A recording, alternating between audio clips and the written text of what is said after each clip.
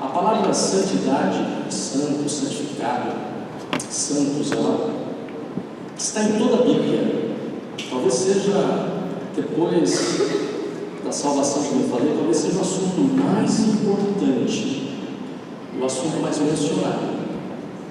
E isso para nós tem que ficar como uma referência, porque quando alguma coisa é muito repetitiva na Bíblia, é porque nós temos que dar uma atenção muito grande.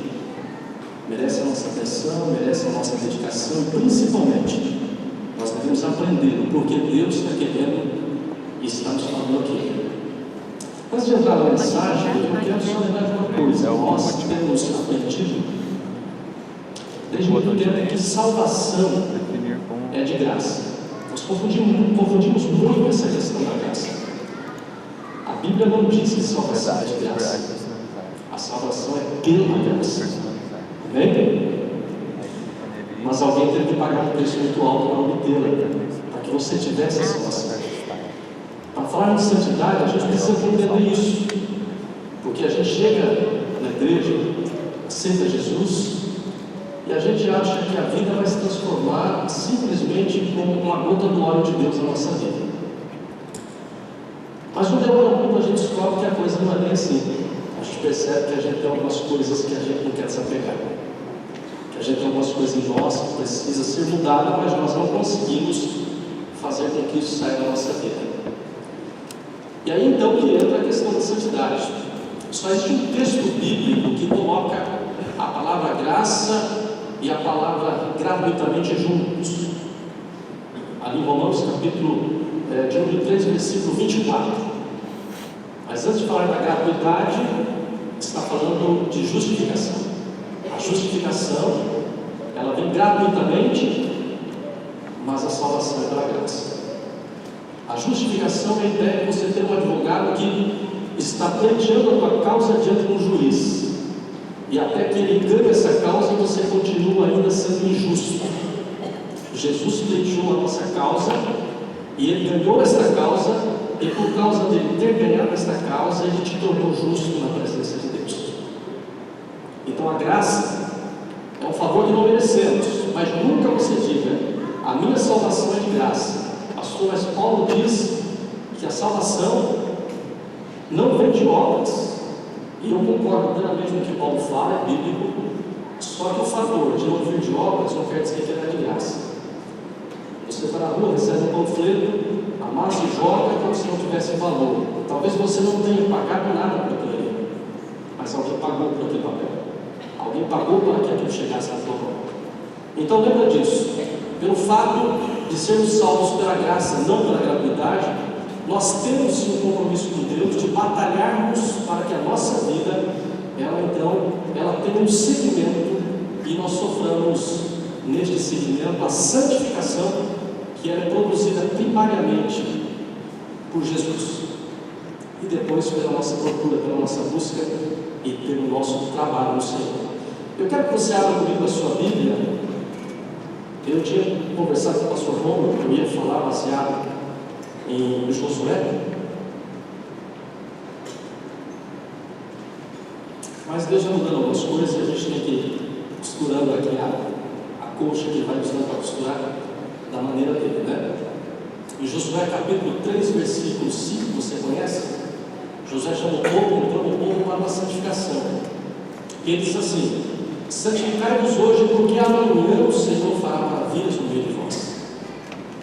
Depois há um texto no capítulo 7, no versículo 15, que ele diz também novamente para o povo: santificai-vos. Só que nesse segundo texto ele já está dizendo a respeito do pecado de Acã que estava em Israel. Então nós temos ali algumas importâncias assim para ver, mas nós queremos ver isso aqui num contexto um pouco mais ampliado da Bíblia, já que estamos falando de santificação.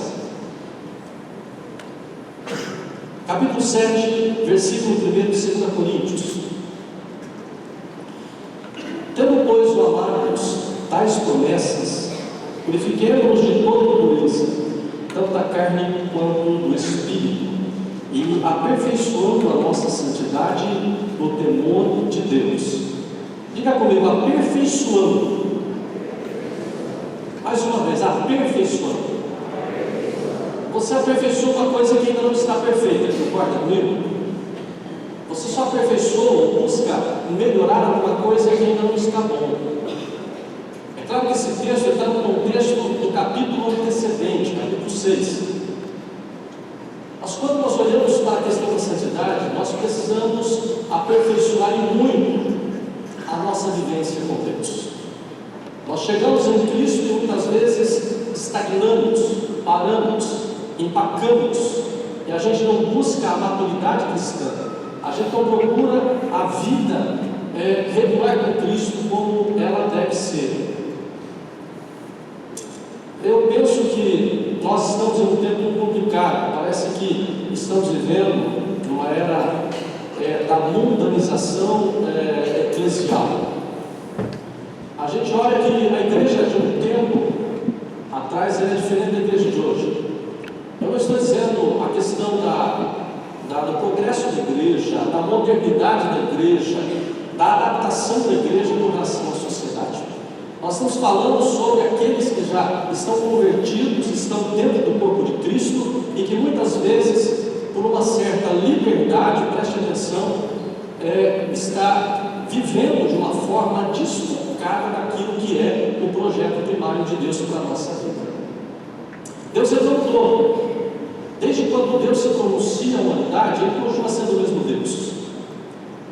As suas características, tudo que envolve a pessoa do nosso Deus e Pai Todo-Poderoso é a mesma coisa, a essência é a mesma. Deus é o mesmo, Ele não mudou. A sua visão para com o homem não mudou. Porém, nós muitas vezes queremos adaptar algumas coisas que são inadaptáveis. E o período que estamos vivendo, a gente percebe a contaminação. O mundo parece muito mais presente dentro da igreja do que a igreja presente lá fora do mundo.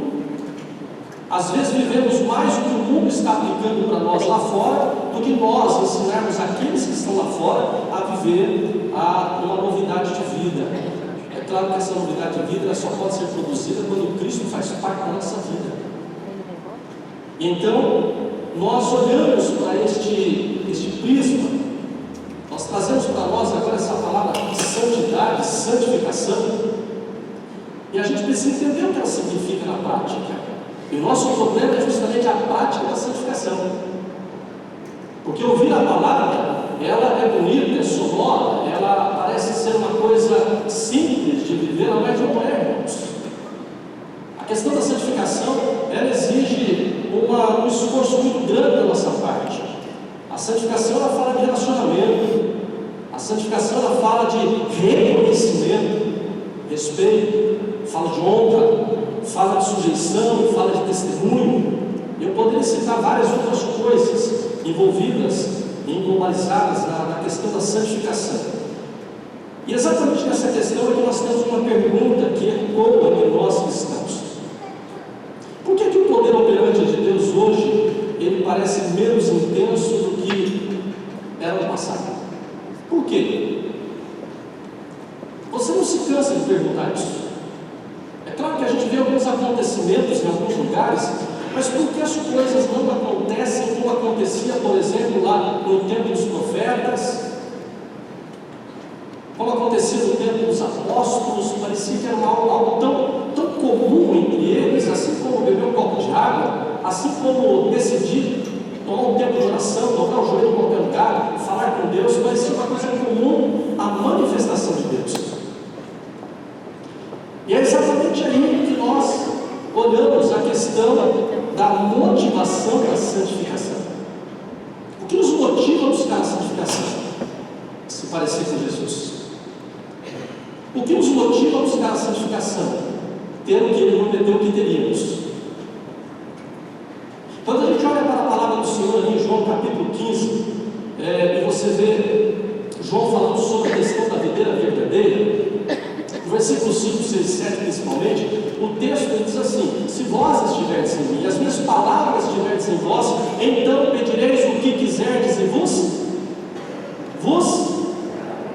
Mas você está pedindo e por que não acontece? Você está orando e por que não chega a bênção, a vitória que você tanto espera? Você quer que alguém seja curado, você ora por ela, você se aplica em oração e parece que a coisa não acontece. Porque a verdade é o seguinte: para Deus ele vir, através de nós, é preciso que o vaso esteja totalmente purificado. Deus, Ele quer se manifestar, Ele quer fazer alguma coisa, um movimento. Para Ele isso é necessário, mas muitas vezes para nós não é necessário. A necessidade do movimento de Deus é só quando o problema chega na nossa vida. Enquanto está na vida do outro, não há motivo para me preocupar.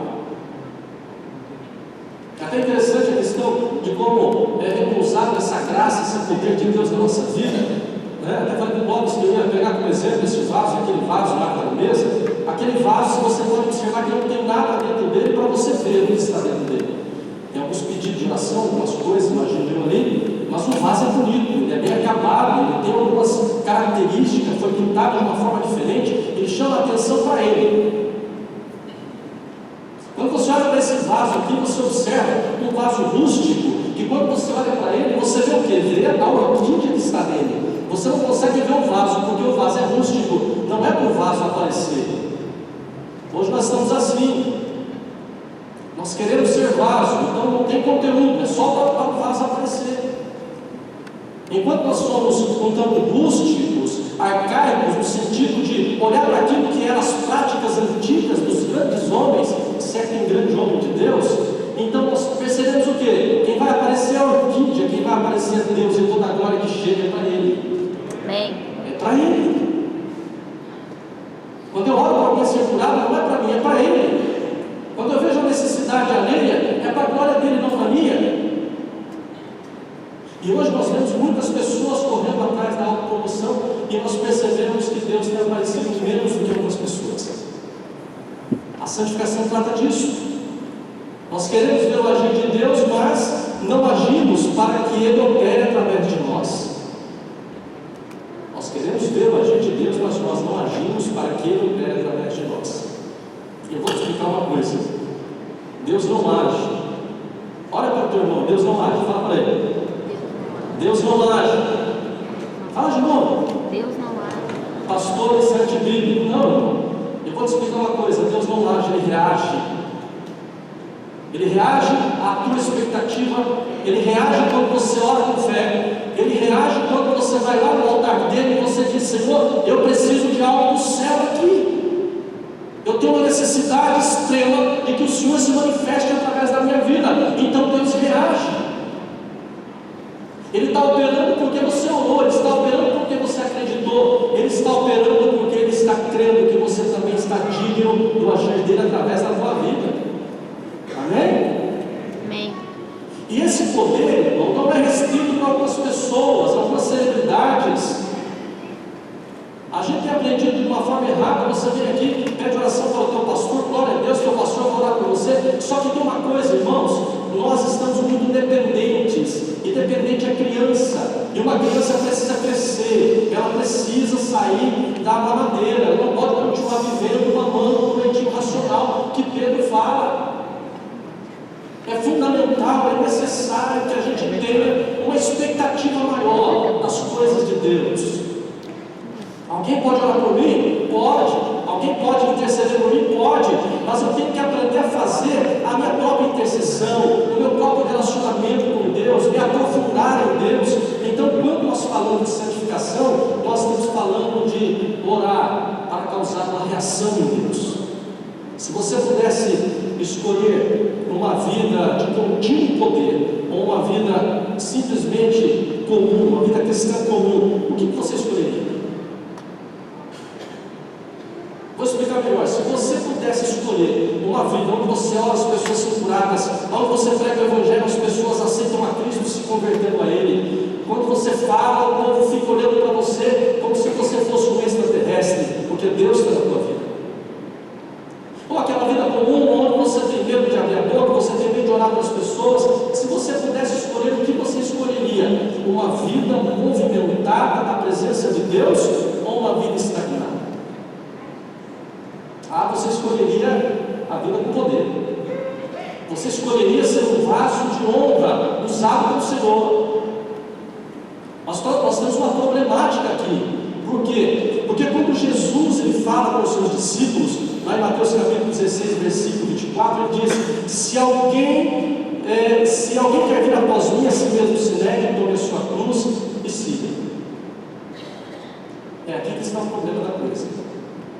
gente quer poder, a gente quer unção, a gente quer tudo de Deus. A gente só não quer fazer o que Ele quer que a gente faça. A gente quer o melhor de Deus, mas nós não queremos aplicar aquilo que Ele tem para nós.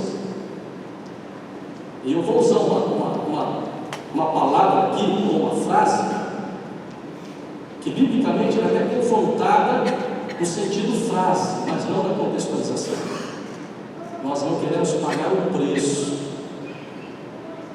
Pastor, Jesus já pagou o preço, lembra da graça que eu falei? É de graça, irmão, mas não gratuito. Você recebeu de graça, mas alguém pagou alguma coisa pela tua vida e pela tua salvação. Pode parecer que é uma coisa gratuita, mas não é. Eu tenho que pagar o preço. A salvação Ele conquistou por mim. Ele morreu na cruz, Ele pagou o alto preço. Ele me tirou lá do mercado de escravos. Estávamos vendidos, ou sendo vendidos no mercado de escravos. E Ele foi lá e nos tirou, nos comprou. Só que Ele não apenas nos comprou, Ele nos trouxe para perto dele. É isso que significa, nos tirou do reino das trevas e trouxe para o reino da luz. Só que quando Ele chega aqui no reino da luz, Ele diz assim: eu te comprei, eu paguei o preço, agora você é livre. Se pois o Filho vos libertar, verdadeiramente sereis? Verdadeiramente sereis? Ele te libertou. Você não pertence mais ao diabo e você não pertence a Deus se você não quiser. Você está entendendo a situação? Andar com Deus agora é uma escolha por aquilo que Ele fez por você. Então a gratidão me leva a dizer, sabe o quê? Mas eu quero a Ti, Senhor. Eu quero ser, a partir de hoje, o Teu servo. Eu quero Te servir, porque o Senhor me libertou. Eu estava numa posição servil. O Senhor foi lá e me tirou. Se chama, irmão, é parte, eu tenho chamado isso de processo da salvação, aonde entra a propiciação, aonde entra a redenção, aonde entra a justificação. É um processo. Nós achamos que tudo acontece de uma vez, e não. Salvação é um processo que acontece na nossa vida.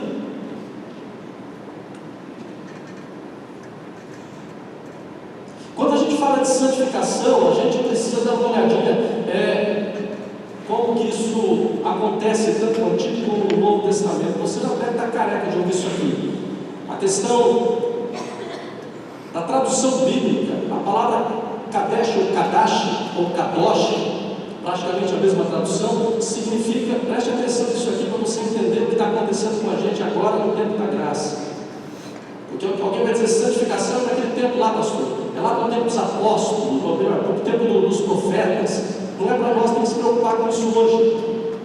A palavra do Antigo Testamento, ela diz assim, que é manter alguém à parte ou separado, consagrar-se.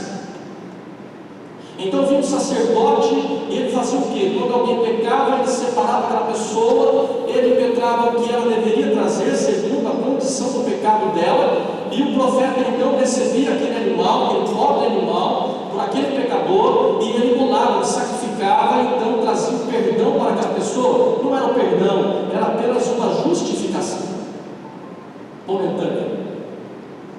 Mas aquela pessoa pecava de novo, isso acabava se tornando dispendioso até mesmo para o pecador. Então o que acontecia? O sacerdote deveria santificar aquela pessoa, principalmente por ocasiões especiais. Ela era separada, ela era confinada a fazer algumas coisas que o sacerdote determinava. No Novo Testamento nós temos já uma pequena mudança. No original, a palavra agiazo, ela significa separar-se das coisas profanas e dedicar-se a Deus. Significa purificação. Só que na tradução do original aqui, nós temos aqui uma voz ativa, que é a condição do grego. A voz ativa significa que tem uma instrução para nós aqui. E a instrução, ela significa que o sujeito, ele é o agente desta situação. Significa que, embora tenha a maior parte vinda de Cristo, o fruto da nossa santificação é derivado dele, isso é inquestionável. Mas tem um detalhe, irmãos: quando se trata do Novo Testamento, para que você se torne uma pessoa realmente santa ou santificada, é um processo que acontece partindo de Cristo, passando por você e você buscando isso. capacitar o lugar que você deve chegar. Então, no Antigo Testamento, nós temos aí a forma de sacrifício. No Antigo Testamento, a santificação era baseada em sacrifício, era baseada em consagração, que eram direcionadas pelo sacerdote. Era o sacrifício dos animais, que eram oferecidos ali, e havia uma outra parte. A consagração era um período de jejum, era um período de oração, de audição da Torá. A palavra deveria ser lida, alguém deveria ficar ouvindo. Era estabelecido por um determinado tempo. Havia outros fatores que envolviam essa condição, é claro, mas só para a gente entender. Agora, o Novo Testamento nos mostra que é a aproximação de Deus para um relacionamento de intimidade e consagração. No Novo Testamento nós temos já 2 tipos de sacrifício. Enquanto lá havia uma diversificação, nós temos agora no Novo Testamento apenas 2 tipos de sacrifício. O primeiro deles nós temos o sacrifício feito por Jesus. Em Hebreus capítulo 10, versículo 10, nós encontramos ali a propiciação. A Bíblia diz que nós somos santificados mediante a oferta do corpo de Jesus lá na cruz do Calvário. Ou seja, quando o apóstolo fala ali em Hebreus, ele diz assim: de uma vez por todas. Você não precisa mais sacrificar animais, você não precisa mais fazer como no Antigo Testamento. Você já tem a propiciação. E a propiciação, para vocês não sabem, era uma oferta que o sacerdote fazia. Ele entrava no santuário uma vez por ano para fazer com que o povo fosse limado ou santificado.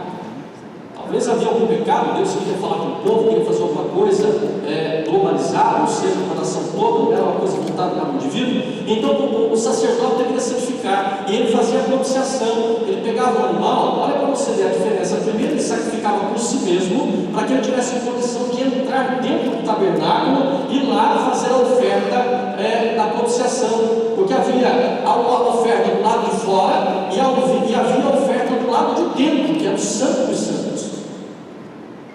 Essa do Santo dos Santos era complicada, porque primeiro ele santificava e ele entrava, e quando ele entrava lá no Santo dos Santos, ele se deparava com uma visão gloriosa. A arca da aliança estava lá, e é justamente a arca da aliança que servia como altar. A arca da aliança, ela tinha a tampa dela superior, que estava ali os 2 querubins com as asas interligadas, conforme foi determinado por Deus a sua construção. Então o sacerdote colava o animal, ele aspergia o sangue sobre a tampa ali, que é o propiciatório, a tampa da arca. Ele oferecia a propiciação para a santificação do povo. Por isso, quando o escritor de Hebreus está falando para nós aqui no capítulo 10, versículo 10, ele está dizendo que nós somos santificados mediante a oferta. Essa oferta se chama propiciação do corpo de Cristo lá na cruz do Calvário, de uma vez por todas. Ninguém tem que entrar uma vez por ano mais. De uma vez por todas. E quando nós temos a visão bíblica sobre essa oferta recebida por Deus, você vai ver que lá em Mateus, logo depois de Jesus ter morrido, a Bíblia diz assim: quando Jesus morreu, o véu que estava dentro do templo, aquele véu espesso com várias camadas, ele foi rasgado de cima para baixo. A propiciação de Jesus, ela simplesmente fez com que o Santo dos Santos fosse aberto para nós. E agora nós não temos mais que se preocupar em ficar oferecendo animais no nosso lugar para poder, então, ter aí um relacionamento com Deus. Só que tem um segundo sacrifício. Se o véu foi aberto, então que segundo sacrifício é esse? É o nosso sacrifício, irmãos. O nosso sacrifício. Romanos capítulo 12, versículo 1, que você já deve ter lido uma dezena de vezes. O texto diz assim, olha só, Romanos capítulo 12, versículo 1: rogo-vos, pois, irmãos, pela misericórdia de Deus, que apresenteis o vosso corpo por sacrifício vivo, preste atenção, por sacrifício vivo, santo e agradável a Deus, que é o vosso culto racional. Apresenteis o teu irmão, está falando do teu corpo, irmão. Olha para ele e fala, está falando do teu corpo. Só que você não tem que morrer. O que a Bíblia está dizendo para nós aqui é sacrifício vivo. Você não tem que morrer, porque Jesus já morreu, a propiciação já foi feita, o véu já foi rasgado. Mas o que Paulo está querendo dizer, parece tão confuso, sobre essa questão de sacrifício vivo, significa, irmão, ir além da nossa preguiça, ir além da nossa comodidade, ir além da nossa zona de conforto. Você está muito bem aqui abrigado numa igreja, congregando, você vem, não sei, uma vez, duas vezes por semana, você vem congregar, você está na sua zona de conforto, você acha que você é santo por conta disso? Será que Deus não quer que você faça algo mais do que você está fazendo? É um sacrifício racional, irmãos. Racional significa de razão. Você precisa pensar que é insuficiente a maneira com que você está se relacionando com Deus. É simples assim. Você não precisa de um profeta, de uma revelação, alguém chegar para você: olha, eu tenho uma grande obra na sua vida, olha, eu quero levantar você como um pregador do Evangelho. Você não precisa desse tipo de coisa. Você tem apenas que racionalizar. É o que Paulo chama de fé racional. É você pensar, entender e dizer: o que eu faço para Deus é insuficiente.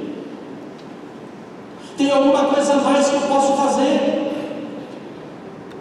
Eu sei que eu tenho mais capacidade do que eu estou vivendo em Deus agora. Amém? Vocês estão entendendo? Amém. Aleluia. A gente poderia ver aqui várias coisas relacionadas a isso. Eu poderia voltar para você no tempo lá do sacrifício de Abraão, no capítulo 22 de Gênesis, e olhar para Abraão e ver o momento em que ele estava vivendo. Vou te explicar. Porque parece que aquilo ali foi apenas para Deus se aparecer. Não, irmão. Abraão estava vivendo um momento ruim. Você vai ver que o texto começa dizendo assim: depois destas coisas, colocou o Senhor Deus Abraão à prova. Quando você vai ler o texto antecedente, o depois destas coisas é depois de guerra, é depois de situações difíceis, o que ele passou com seu sobrinho Ló, é depois de problemas, como por exemplo a expectativa que ele tinha de chegar ao filho, o filho não chegava, mas ele chega, sabe aonde? No capítulo 21, Isaac já estava ali. E sabe o que acontece, irmãos? Abraão era um homem de Deus, só que ele amou tanto o seu filho, ele recebeu tanto aquela promessa, ele abraçou tanto aquilo, que ele começa a esquecer de Deus. Quando eu faço esquecer de Deus, não significa abandoná-lo. Estou dizendo que você começa a dar a tua atenção para outras coisas, em detrimento daquilo que deveria ser para Deus. E a Bíblia diz para nós, Jesus fala bem assim: buscar, pois, em primeiro lugar o seu reino e a sua justiça, e todas as demais coisas vos serão acrescentadas. Abraão, ele construiu e edificou vários altares. Não tem na Bíblia quem edificou mais altares do que Abraão. E ele para com o tempo, na chegada de Isaac, ele para de edificar altares. Então Deus chega para ele no capítulo 22 e ele diz: Abraão, sinto saudade de você, só que o negócio está ruim para a gente, o relacionamento está rompido. Eu preciso que você entenda algumas coisas. Então Deus chega para ele e pede o quê? Toma teu filho, teu único filho, a quem tu amas. Deus faz questão de dizer isso: a quem tu amas. Ou seja, tu está amando ele mais do que eu. E vai para o lugar que eu te mostrarei e você vai sacrificá-lo ali. Você já sabe o resultado disso. Abraão acordou. Ele percebeu que o filho era importante, mas Deus era muito mais. Quando nós olhamos para Davi, um pouco mais adiante, você tem também um exemplo muito interessante. Em 1 Crônicas, capítulo 21, você vai encontrar lá no versículo 24, Davi, ele fazendo uma declaração. Ele queria fazer uma oferta expressiva. Ele queria fazer um momento que fosse uma parada em Israel. Ele queria trazer o povo junto com ele para agradecer a Deus por alguns acontecimentos. Então ele começa a procurar um lugar para que ele pudesse levantar um altar e oferecer algo para Deus. Então ele encontra um lugar, ele chega para o proprietário daquela terra e diz: olha, eu preciso dessa tua terra e eu quero oferecer aqui um holocausto para Deus, eu quero fazer alguma coisa com o povo de Israel aqui. E aí então o dono da terra diz assim: é tua, velho, pode ficar com ela, não precisa pagar nada, é tua, eu estou doando para você. E sabe o que o rei disse? Não, coloca preço, eu não quero oferecer a Deus holocausto que não me custe nada. A nossa vida diante de Deus, irmãos, ela tem que ser conquistada com esforço. Que isso, hein? Ali quando Jesus fala sobre João Batista, ele diz assim: olha, que desde João Batista até agora, Priscila, falando sobre ele, até agora, o reino de Deus é tomado por esforço, e aqueles que se esforçam se apoderam dele. É disso que eu estou falando. A questão da santificação de Jesus, depois começa a falar sobre a condição da vida de João Batista. Ou seja, irmão, tem sacrifício que nós devemos fazer, e não é o sacrifício de Jesus que já foi feito, é o meu sacrifício, é a minha participação na questão da santificação. É eu estar disposto a ir mais além do que eu estou vivendo com Deus. No Novo Testamento nós somos responsáveis em fazer a nossa parte no processo de santificação. Tiago 4,7 diz assim: sujeitai-vos, pois, a Deus, resisti ao diabo e ele fugirá de vós. Sujeitai-vos denota uma ação minha. Ou seja, primeiramente eu me relaciono com Deus, eu caminho com Deus, eu fico bem com Deus. Depois, irmão, a resistência que o texto aqui demonstra, não é nem você ficar falando para o diabo: sai, capeta, em nome de Jesus, sai da minha casa, sai da minha vida, sai do meu negócio. Não, irmão, é uma coisa tão natural, que quando você se relaciona com Deus, a presença dele vem com você. Então quando você entra, você é luz, você brilha, você glorifica a Deus, então as coisas vão saindo. Nós estamos aprendendo um evangelho diferenciado, aonde a gente tem que montar aí uma cena de guerra, de batalha contra o diabo. Em alguns casos sim, coloca um parênteses disso aí. Mas a gente está fazendo disso o nosso estilo de vida, ao invés de ser um estilo de vida, em andarmos com Deus, e viver com Deus, e amar a Deus, e ser amado por Ele. Nós estamos brigando com o diabo, repreendendo o diabo, fazendo as coisas contrariando o diabo, e isso deve ser da natureza do cristão. Quando Deus entra na minha vida, logo, por onde eu andar, aonde eu passar, a glória de Deus, ela vai comigo. Amém. Tem crente que acha que até fica macumbado, e a Bíblia diz: sobre a tenda de Israel não vale encantamento. Você é o Israel de Deus, irmão. Amém. Você é povo de propriedade exclusiva dele, ninguém pode te tocar, a menos que Deus permita por causa de uma aprovação qualquer. A gente toma a vida de Jó por base, mas vai analisar a vida de Jó, irmão. Deus tocou na vida dele, sabe por quê? Lá no final ela fala por quê, ou o próprio Jó fala por quê. Jó passou pelo que passou, porque não estava com um bom relacionamento com Deus. Jó viveu toda aquela batalha, aquela luta, porque ele estava no marasmo com Deus. Ele achava que conhecia Deus, mas não. Ele achava que estava bem com Deus, mas não. E o diabo então entra, o diabo toca nele, permitido por Deus. E lá no final, sabe o que ele diz? Capítulo 42, ele diz assim: antes eu te conhecia apenas de ouvir falar, mas agora os meus olhos te veem. Antes o meu relacionamento estava aquém daquilo que deveria ser, mas hoje não. Hoje eu estou próximo, hoje eu te vejo, eu vejo a tua glória, eu vejo o teu poder, o Senhor se manifesta na minha vida e através da minha vida. Santificação. Para que passar por isso? Nós estamos aprendendo a maneira correta de como devemos proceder. Para que passar pela luta se temos experiência no passado e hoje não precisamos mais passar por isso? A palavra de Deus continua dizendo assim: purifiquemos-nos de toda imundícia da carne e do espírito, aperfeiçoando a santificação no temor de Deus. Está aqui no texto que nós lemos. Aperfeiçoando é um estado não estático, mas é gradativo. Filipenses 2,12 diz assim, eu acho que é isso que Paulo fala: desenvolver a vossa salvação com temor e tremor no Senhor. Desenvolver a vossa salvação. Mas uma vez salvo, não está salvo, ponto. Como que Paulo usa essa questão? Desenvolver a vossa salvação. Meu irmão, vai no contexto. Você vai perceber que Paulo está dizendo sobre a questão da salvação em Cristo. Ele está falando sobre o relacionamento em Cristo. Ele não está dizendo que você tem que fazer mais alguma coisa para ser salvo. Você não tem que fazer mais nada para ser salvo. Você tem que fazer alguma coisa para se manter salvo, para caminhar com o Senhor, para viver com Ele. Por isso ele está dizendo que nós devemos fazer de tudo para desenvolver a nossa salvação.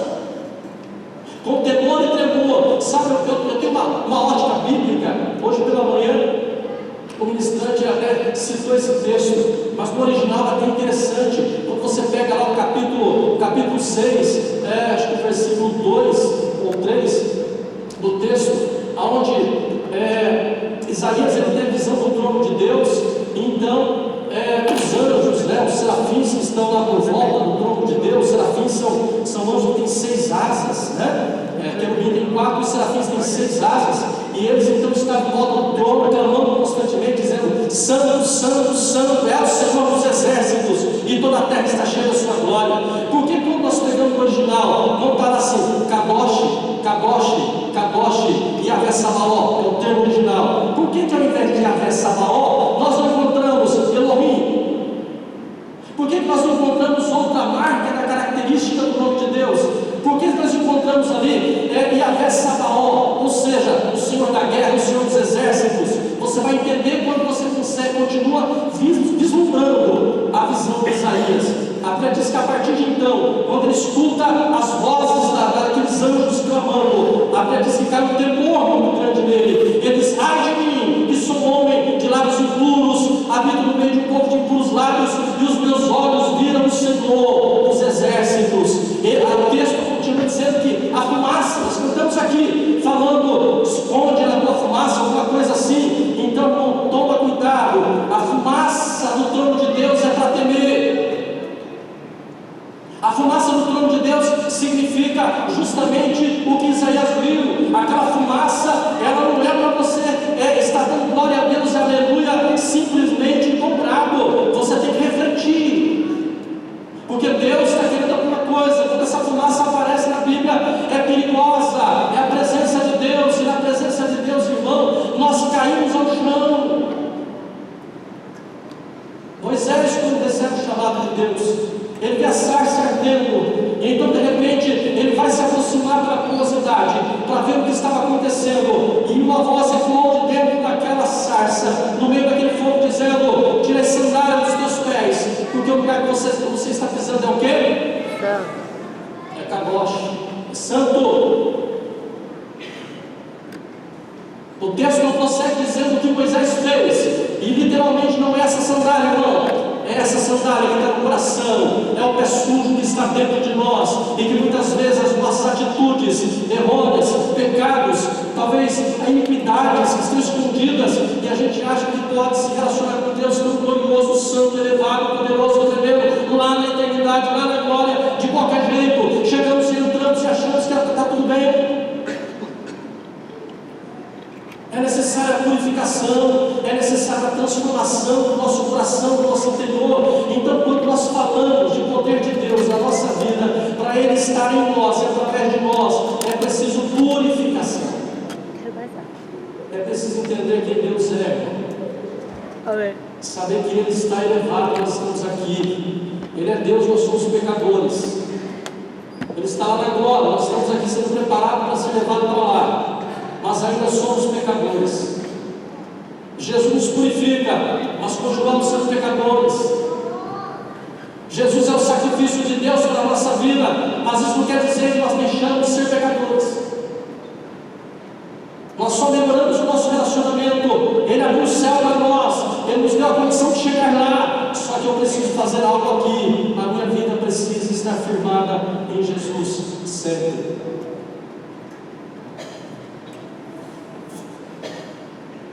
A santificação, ela leva o cristão a um relacionamento profundo com Deus.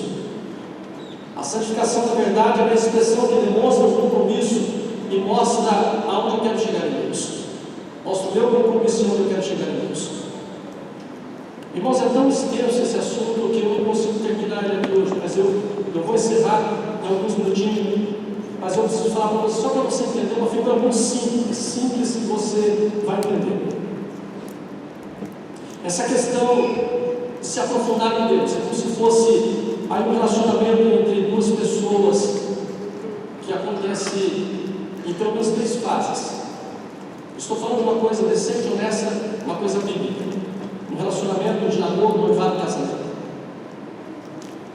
O namoro, nessa fase a pessoa ela ainda não sabe se ela ama ou se ela apenas deseja uma pessoa que está no foco dela. Ou seja, a questão do namoro é uma coisa muito volúvel ainda. Representa aqui um tipo de crente sem compromisso, que ele não se importa se der certo, se perder, porque ele ainda não está envolvido emocionalmente com esse relacionamento. Que namoro é esse? Hoje em dia a modinha no meio da meninada e fora é ficar, né? É disso que eu estou falando. Aquele namorinho que mais parece um ficar. Se não tem sentimento, então não tem importância. Se não tem relacionamento de intimidade, o coração não se envolveu ainda, então não tem problema. Se ir embora ou ficar, tudo bem. Para alguns é assim: estou aqui na igreja, está tudo certo. Sentir a presença dele está bom, se não sentir, amém também. Eu entro e saio do mesmo jeito que eu entrei, eu saí. E está tudo ok, beleza. Uma hora eu sou fisgado por Deus, uma hora meu coração se envolve com ele, e a gente vai esperando. É igual quando está esperando, encontra uma não é essa, encontra outra não é essa, encontra outra não é essa, é igual a religião. Procura aqui, não encontra, procura ali, não encontra, procura colar, não encontra. Você pensa que não tem gente assim na igreja aqui? Não? Tem. Ok. Nessa igreja? Não, na igreja. Tem muita gente assim. É crente por conveniência. A segunda coisa, ela começa a ficar um pouco mais séria, que é o noivado. O noivado, a pessoa já descobriu que ela ama e ela quer se preparar para um relacionamento mais sério. Significa para nós aqui em termos espirituais um tipo de crente comprometido pelas coisas de Deus. Ele sabe muito bem, peraí, essa aí eu tenho que pegar, você tem que aprender ela tem que ficar comigo. Não vou deixar, se eu deixar eu perco. Sabe o que ele faz? Ou o que ela faz? Vai lá e coloca o lateralzinho do dedo, né? Na mão esquerda. E aí, vamos casar? Quando? Não sei ainda, vamos levar primeiro. Não quer perder. Já está envolvido emocionalmente. Ele quer ela ainda não sabe se quer ele. De repente, com mais tempo, ela vai saber que quer ele também. Começa o namoro, começa o relacionamento, começa a falar de casamento, montar uma casa, como é que vai ser a família, quantos filhos vamos ter, qual é o planejamento, se formamos primeiro, casamos, e se formamos depois, uma série de fatores. Porque a pessoa já está envolvida no relacionamento, já trata um crente que está na igreja, ela ama Jesus, só que tem uma coisa, ela não tomou aquela decisão de mergulhar nele. Ela não tomou aquela decisão de falar, é isso que eu quero para a minha vida toda. Eu não posso ficar sem isso. Nós cantamos aqui aquele que provou do Santo dos Santos. Irmão, não pode ficar sem. Ele pode até fazer uma bobagem aí, mas ele volta. Ele sabe que é o lugar dele, ele sabe que é aqui o lugar dele. Tem algo dentro dele que o chama. Aleluia, Deus. E o casamento? Nessa fase, essa pessoa já descobre que ela não pode mais ficar sem a pessoa que ela ama. Então ela se casa. E é nessa fase que a pessoa ela se torna disposta a fazer tudo, mas tudo mesmo, pela pessoa que ela ama. Não é assim? Se está bom ou bem, ela faz do mesmo jeito. Se não está bom, mas ela vai fazer do mesmo jeito. Ela vai preservar, ela sabe que ela vai cuidar. A partir de então, a vida dos dois, elas têm que se completar. Os dois têm que batalhar para que o relacionamento seja realmente bom para ambos. E tem hora, irmão, que você tem que passar por cima do que você quer. Não é assim? Cadê os casados aí? Tem hora que complica a história. Você tem que fazer o que ela quer, ou ela tem que fazer o que ele quer. Não estou muito afim, mas vamos fazer.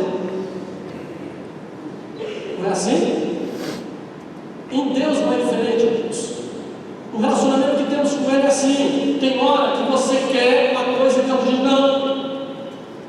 E você então vai na presença dele e até pergunta, por que não, Senhor? Não interessa, ele disse não, bom. Só que esse relacionamento, irmão, é um relacionamento que você está disposto a fazer o que ele quer. E é justamente quando você chega neste relacionamento que a santificação, ela dá o seu lado. Ela começa, é como se fosse um start, né? Apertou o botão, a partir dali a coisa começa a acontecer. E sabe como vai ser? É você que vai dizer se vai amar essa pessoa para toda a vida.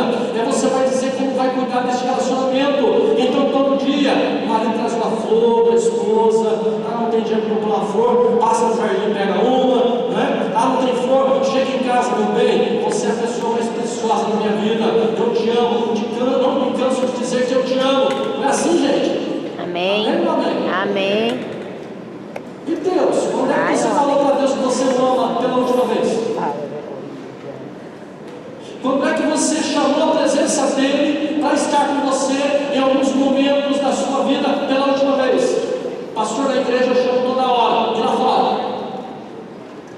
Aqui na igreja, no momento do louvor como esse que a gente teve aqui, glória a Deus e aleluia. Eu quero saber o restante da tua vida, como que fica? Como é que fica? Para mim caminhar para o encerramento aqui, vou fazer uma caminhada rápida. É meu terceiro ponto, que é a motivação para a santidade, o foco da nossa mensagem. Qual o propósito da santidade? Vencer o pecado. Primeira coisa, Hebreus capítulo 12, versículo 4. Ora, na vossa luta contra o pecado ainda não tendes resistido até ao sangue. Vou repetir, irmão. Você nunca leu esse texto na Bíblia? Na luta contra o pecado ainda não tendes resistido até o sangue. Como que é isso? Vai perguntar para o pedreiro para você ver o que ele faz lá. Esforço, resistir até o sangue. Não é que o Senhor está querendo literalmente você verta sangue. Se a gente olhar para o prisma de sofrimento, nós vamos lá no jardim de Getsemane, Jesus orando, na agonia do momento, olhando para mim, para você, o pecado, a humanidade. A Bíblia diz que ele transpirou sangue. Ele vai para a cruz e ele verte o seu sangue. E por que você não pode dar o teu sangue para resistir ao pecado? Tem uma canção que diz assim: que pecado não dói. Se doesse, ninguém pecava. É uma canção. Mas a resistência tem que ir até o sangue. Se for preciso, irmão, Jesus diz assim: se for preciso, arranca teu olho, corta tua mão. Jesus está falando com o Senhor. Se for preciso ser extremo com o pecado, seja, mas resista firme até sangrar, se for preciso. Outra coisa, a santificação ela gera o temor de Deus em nós.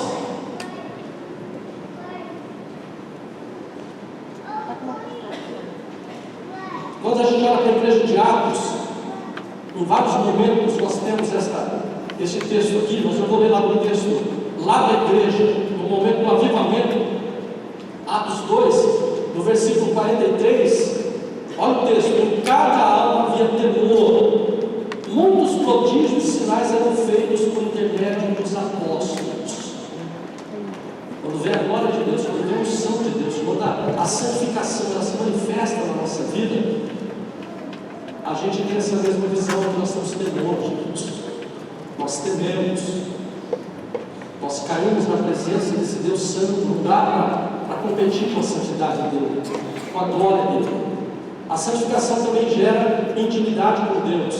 O salmista, no capítulo 25, versículo 14, ele diz assim: a intimidade do Senhor é para aqueles que o temem, aos quais ele dará a conhecer a sua aliança. Temer, logo, intimidade. Quando você teme, você tem intimidade. Isso aqui está no mesmo contexto da santificação. A santificação também nos leva a adquirir uma semelhança com Deus e com Cristo. A gente diz assim, né? Para algumas pessoas: você parece muito com o seu pai. Você parece mais com a sua mãe em casa.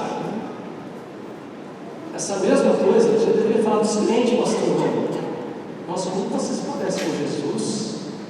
Amém. Como vocês parecem com Deus? Amém. Eu olho para você, eu vejo Deus. Não está pensando assim? Eu olho para você, eu vejo Deus. Glória a Deus. Eu olho para você, eu vejo Jesus.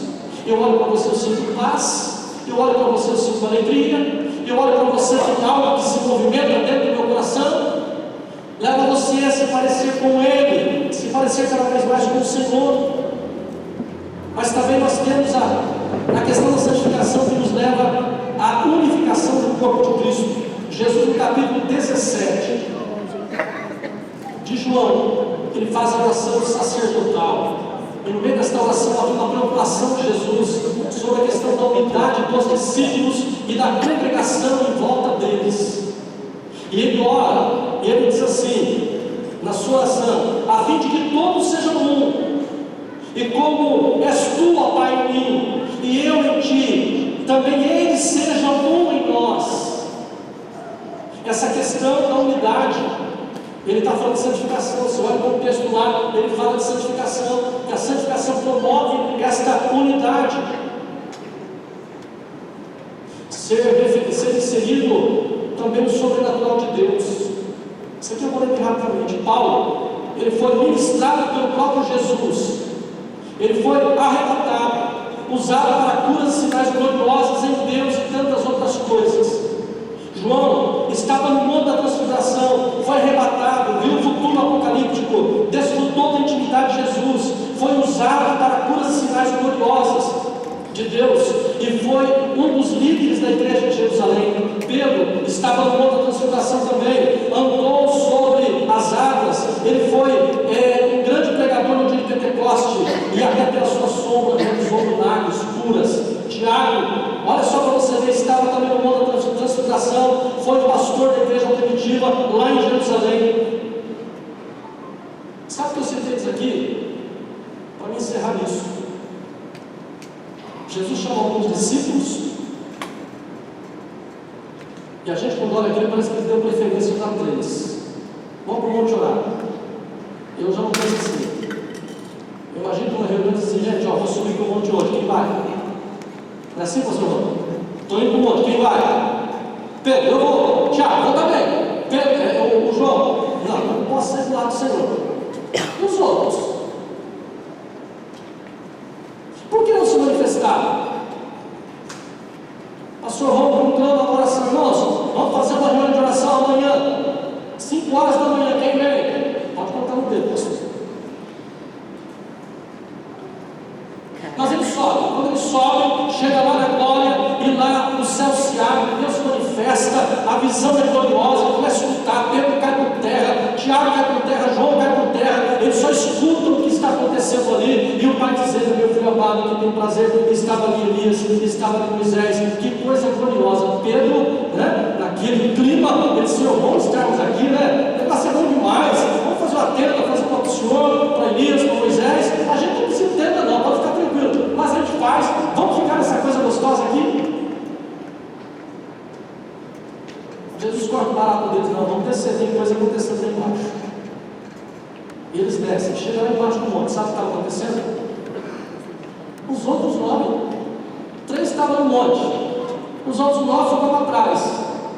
Vieram no outro dia esperar Jesus descer no monte, só que eles caíram em cavalos. Vê um pai desesperado e joga um filho possesso do demônio na mão de um deles, dizendo: se vira aí, meu filho está morrendo, está possesso, alguma coisa está acontecendo, se vira. E vem os 9 e começa a orar, e ora, e nada, o demônio não sai. Já não sabiam mais o que fazer. De repente, Jesus descendo no monte. Ufa, Jesus está descendo.